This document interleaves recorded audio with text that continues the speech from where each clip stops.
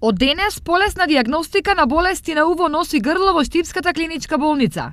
Болницата инвестираше во нов современ апарат кој прегледот на горните дишни патишта ќе го направи полесен и поефикасен. Започнувајќи од носот, сите тие регии што не ни беа достапни до сега, значи горни носни ходници, отворите на параназалните синуси, кој што исто така е многу битно, со тоа може да се одреди доста честа патологија синузит без додатни радиолошки испитувања.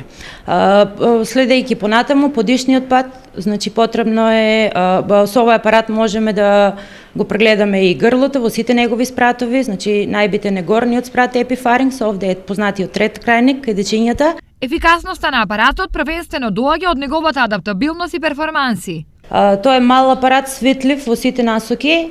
Целта ни е дека во него има и камера инсталирана.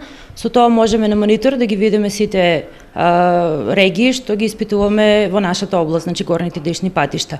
Раната и точна диагностика практично значи и поефикасно лекување, особено кога се работи за тешките болести. Во оваа регија од карциномите најзастапен е планоцелуларниот карцином на ларингс.